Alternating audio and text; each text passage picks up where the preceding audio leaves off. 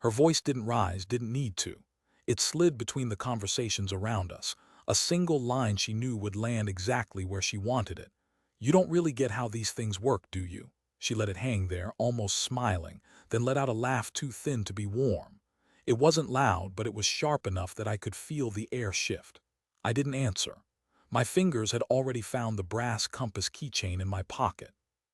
She'd given it to me the first year we were married, saying it was to keep you on course. Back then, it felt like a small, romantic token. Now it pressed into my palm with a quiet weight, a circle of metal reminding me I might have been walking in circles for years without noticing. We were at a friend's party, half the people I knew, the other half I only recognized from social media. Music hummed low, the kind of soundtrack people talk over without really hearing. She was in her element, hand on a wine glass, shoulders angled toward whoever she was speaking to. I watched her tilt her head at just the right moment, the practiced nod that signaled she was listening even when she was. When her eyes flicked toward me after that line, it wasn't to gauge if I'd heard it. It was to confirm she'd hit the target. A subtle thing, almost imperceptible, but I'd been on the receiving end enough times to recognize the rhythm.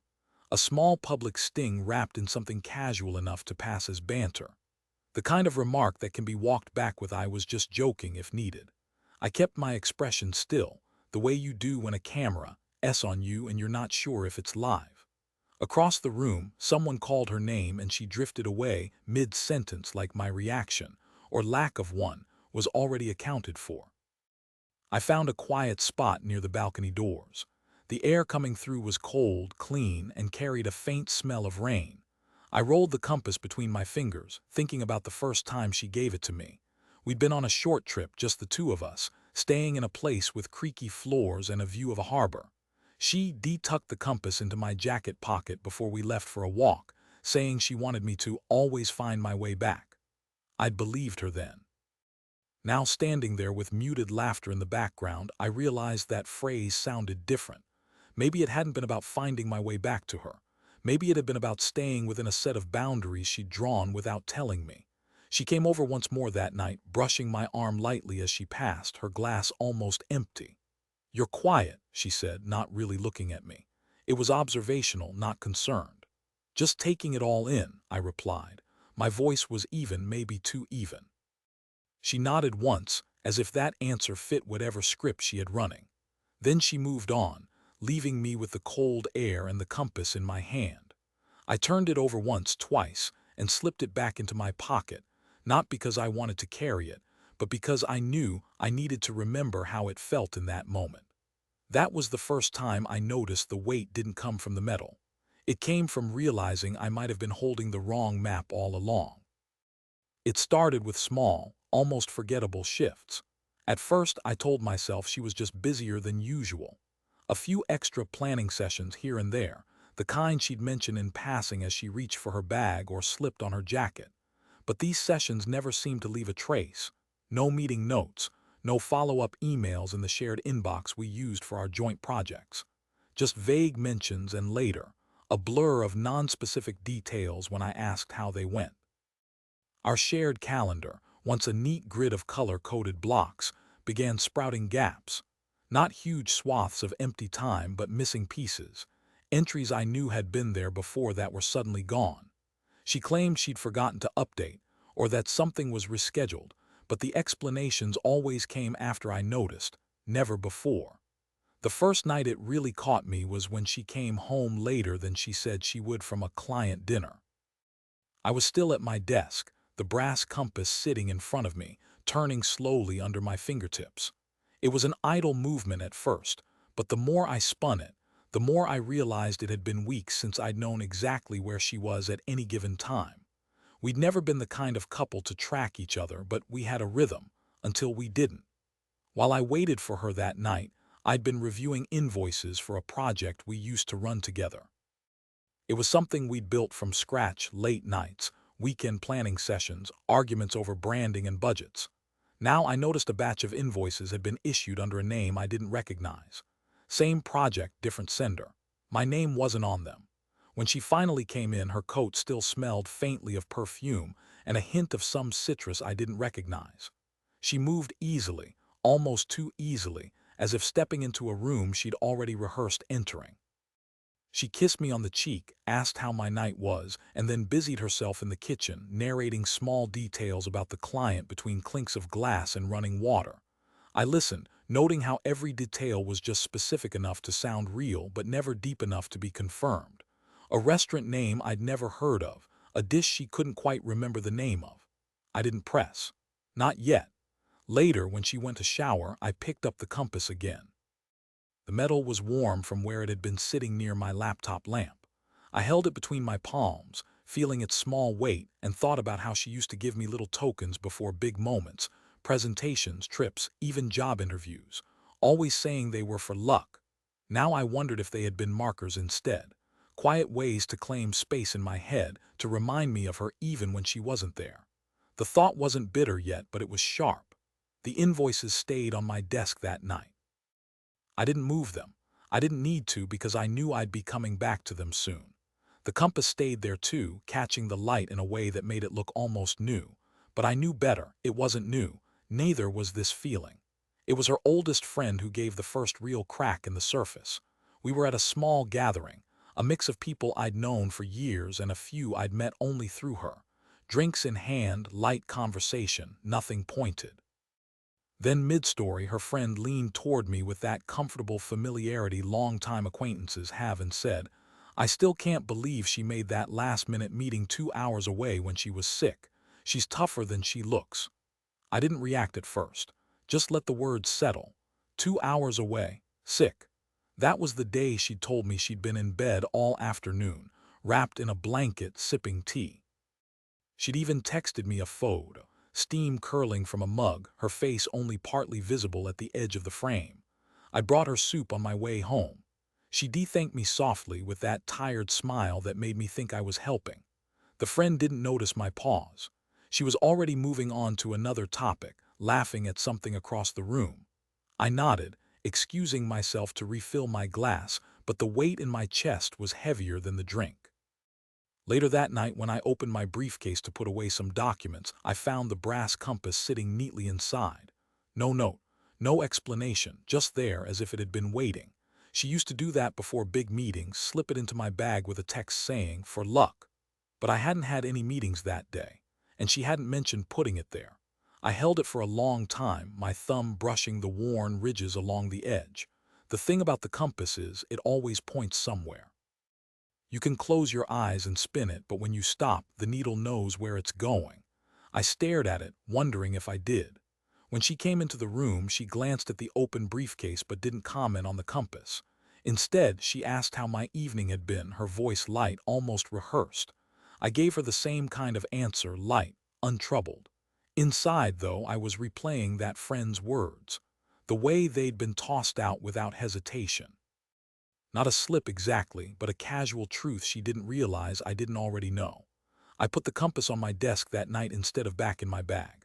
I wanted to see it in the morning light, to remind myself that even small pieces of metal can be heavy if you carry them long enough.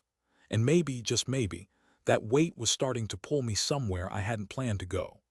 2 weeks later, proof arrived as sound, a burst of her laughter skimming across a line that wasn't meant for me. My phone lit with her name at 7:41 p.m. I answered on the first vibration. "Hey," I said, steady. What came back wasn't her. It was a room, voices, clinking glass.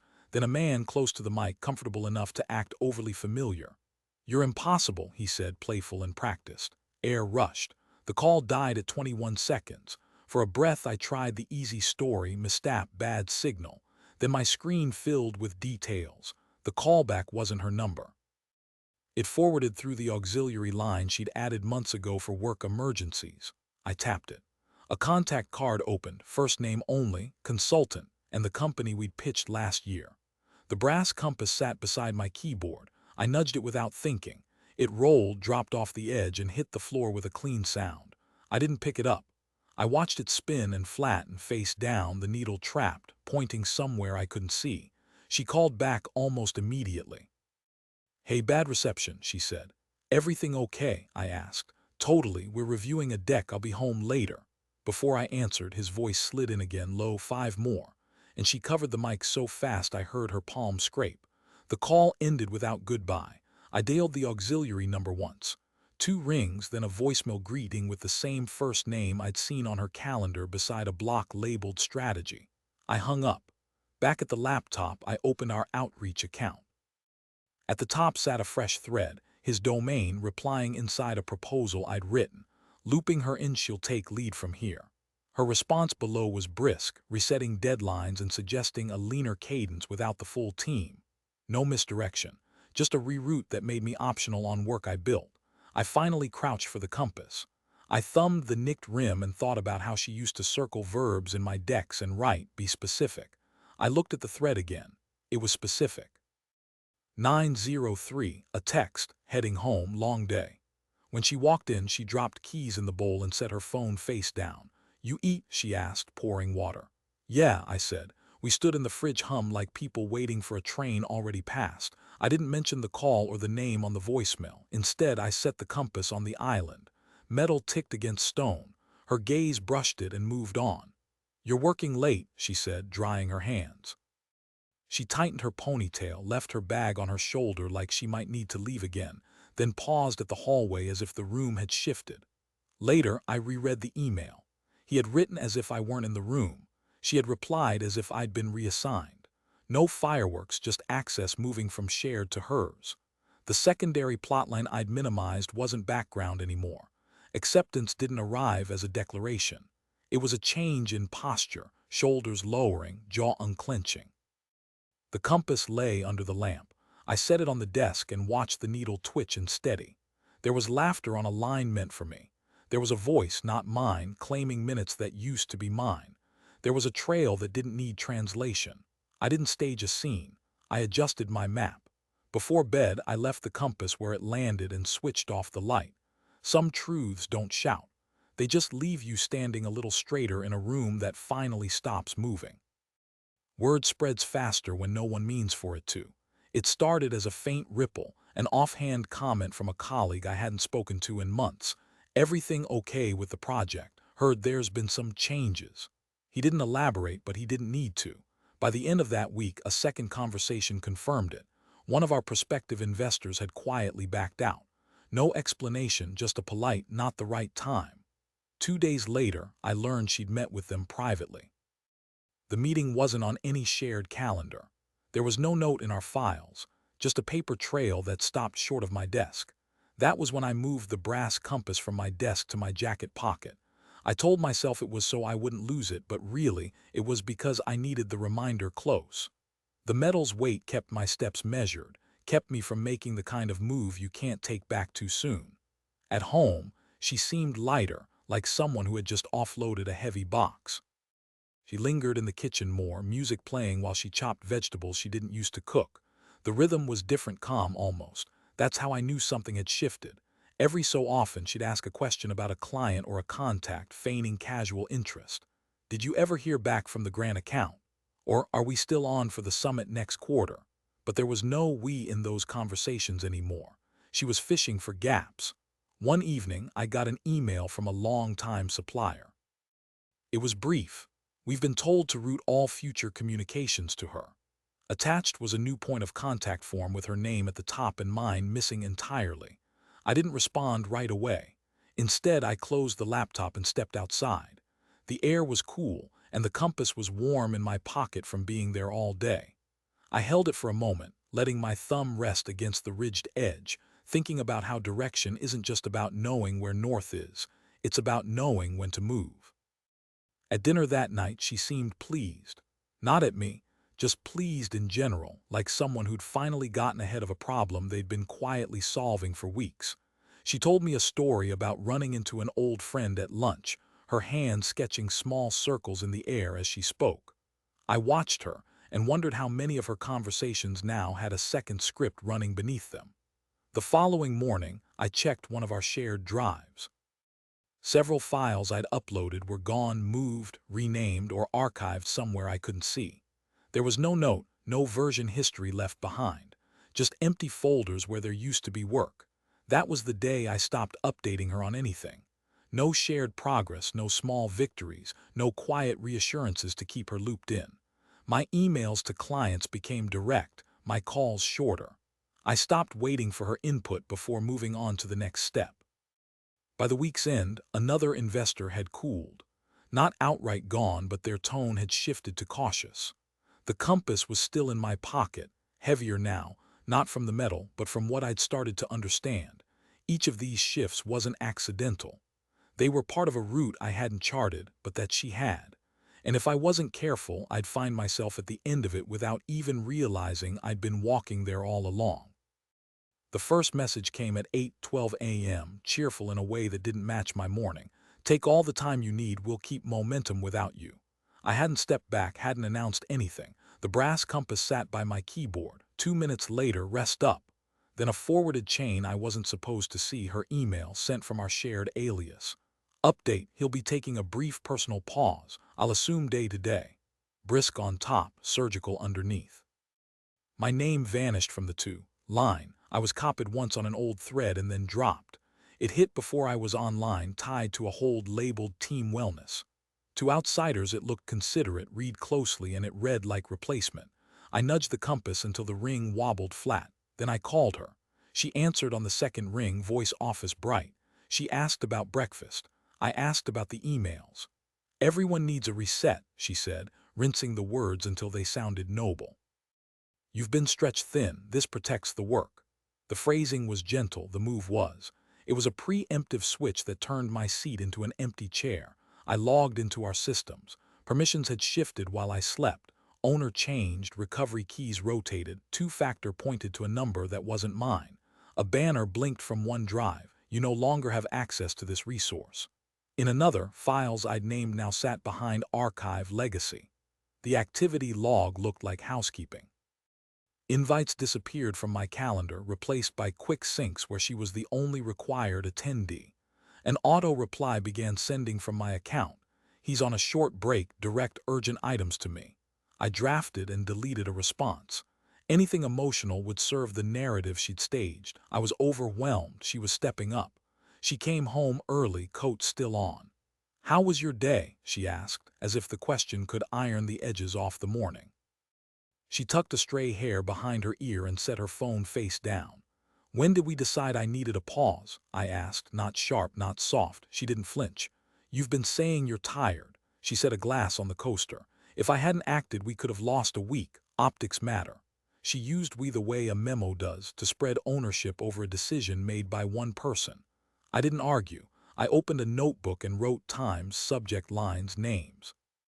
The compass pressed into my thigh through the pocket, a reminder that direction isn't announced, it's chosen. Her move wasn't a surprise once I looked at the pattern. It was the next square for someone who wanted to chart the course and attach my name at the bottom. That night I tested boundaries. Old logins gone, shared notes exported elsewhere, the supplier portal read only. I captured screenshots and saved them where she couldn't reach. A friend texted, "Heard you're stepping back. Proud of you." I typed and erased 3 replies before sending none. She moved through the room, lit a candle, lowered the lights, adjusted frames. "Let's keep things smooth," she said in the doorway like a favor. "Smooth is what you say after you've cut the wake." In bed, I set the compass on the nightstand and watched the needle steady. Maps imply consent. Follow this road, reach this town. But roads are just choices frozen on paper. In the dark, the next day drew itself without noise. Not a confrontation, not a scene. A realignment. If she wanted the room and the script, she could have the performance. I'd keep the exits. No warning, no build-up, just a signature in ink. By the time she realized what was happening, my attorney had already filed the separation paperwork for both the business and the assets tied to it. Not a letter of intent, not a discussion. Final documents, language precise enough to close every hinge she might try to pry open later. The meeting was set in a neutral office downtown. Small room, white walls, no coffee offered. She arrived 5 minutes late, a deliberate entrance. Her coat draped just so, hair smoothed as if the whole thing were a photo shoot. I didn't stand when she walked in. I simply shifted the brass compass from my jacket pocket to the table between us, its ring catching the light like a punctuation mark. She glanced at it briefly, the way someone glances at an object they can't decide is a threat or a relic. Then her eyes moved to the folder in front of her. "This is." Sudden, she said, her tone curved to imply I was acting irrationally. I opened the folder, turned it so it faced her, and tapped the final page. Everything's outlined. You'll see it's cleaner this way. My voice was level, stripped of anything that could be mistaken for anger. She skimmed the first few paragraphs, her nails clicking softly against the paper. "We could have talked about this," she said. "We could have," I agreed, sliding a pen across the table. For a moment, she didn't move. Her gaze flicked from the compass to my face, searching for a crack. Finding none, she leaned back, then forward again, signing each page in steady strokes. When she reached the last one, she paused just long enough to look up and say, "You'll regret making it this final." I didn't answer. I took the signed pages, stacked them neatly, and returned them to the folder. The compass stayed on the table between us, still and silent. She waited for me to speak some parting remark, some warning, maybe even a thank you for the years we built together. I stood instead, sliding the compass back into my pocket. My chair scraped lightly against the floor, the only sound in the room. Her voice followed me to the door. "You think this is over?" It wasn't a question. It was a note for herself, to be played later. In the hallway, the air was cooler. I walked without checking if she was still watching. The compass pressed against my leg with each step, steady as a metronome. There were no raised voices, no slammed doors, just the clean break of paper between hands. By the time I reached the street, the entire exchange felt less like a confrontation and more like sealing a box. One you tape shut, label clearly, and set on a shelf you'll never open again. And in my pocket, the compass stayed warm, its needle holding north without my help. Within months, the shape of what she'd taken began collapsing in on itself. The brand name stayed the same, but the tone shifted. Emails to clients went unanswered. Social channels posted filler that didn't match the work we'd done. Suppliers, the ones I'd built relationships with over years of careful negotiation, began reviewing commitments. That was the polite term. In practice, it meant shipments slowed, then stopped. The man whose voice I'd heard on that call stopped appearing alongside her at events. I knew this because his name stopped showing up in trade coverage, and his own site quietly removed her from its list of collaborators. The silence between them wasn't loud, but it was visible. A former client forwarded me an email she'd sent, short, defensive, offering discounts she'd once sworn she'd never give. "It doesn't feel the same," he wrote. I didn't reply. He didn't need my confirmation. I kept the compass in a drawer by then, under a stack of old project notebooks. Tarnish had dulled its shine, and the ring no longer caught the light the way it once did. Every so often, I'd open the drawer, not to take it out, but to make sure it was still there. Not as a keepsake, but as a record. Friends would ask cautiously how things were going. I gave small, truthful pieces. "I'm focusing on other work. She's running things her way now." No elaboration. Let them fill in the rest. The investor who'd backed out early circled back to me quietly. "If you ever start something new, I'm interested." It wasn't flattery, it was business. I kept that note but didn't answer right away. Timing matters more than eagerness. From what I heard, she tried to rebuild, new pitches, new faces in the room, but the core had shifted. The foundation we'd laid had been dismantled in the handoff. Without the structure, the facade couldn't hold. One afternoon, I passed by a storefront we'd once talked about leasing together. The "for rent" sign was still there, weathered now, corners curling in the sun. I kept walking. Some endings don't require speeches or scenes. They're just a slow erosion until there's nothing left to argue over. The compass hasn't moved from the drawer since the day I left it there. I don't need it to find direction anymore. But I know exactly where it is. So if I ever forget how quietly something can unravel, I can open that drawer and remember. Because in the end, her greatest loss wasn't the business, the clients, or the name. It was the simple fact that once I walked away, I never returned to that path. Some people expect endings to echo. Mine didn't. I made sure of it. After the papers were signed, after the business was split, I let my presence narrow until it disappeared entirely from her map. No calls, no texts, no explanations left on mutual threads. My name faded from contact lists the way ink fades in sunlight, slow, irreversible. She tried it first. Short messages couched in neutral tone. "Hope you're doing well. Saw something that reminded me of us." They dwindled when she realized they weren't being returned.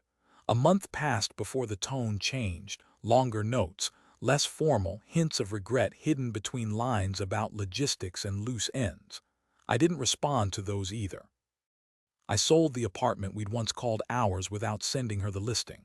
Moved out over 3 days, choosing ours when I knew she'd be elsewhere. The furniture that wasn't worth keeping went to strangers who didn't ask questions.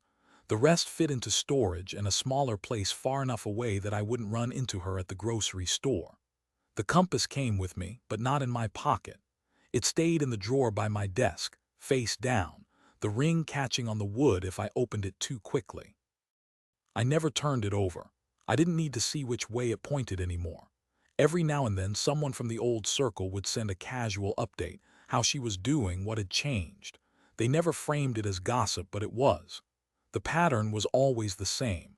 Something new she'd tried, someone new she'd met, followed by a quiet admission that it hadn't lasted. I never asked for details. Distance works best when it's consistent. One evening, months later, I walked past a waterfront bar we'd once visited during a conference.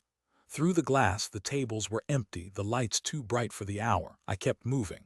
No pause, no look back. I've learned that pulling away entirely isn't a single act. It's a series of small, deliberate choices, each one closing a door, each one making the next easier. You stop answering. You stop explaining. Eventually, they stop looking. The compass hasn't moved since the day I placed it in the drawer. It's still there, still cold to the touch, still carrying whatever meaning it once had. I leave it because it's the only piece I've kept, not as a link to her, but as a reminder that direction is something I choose now. And if she ever goes looking, she won't find me on the map.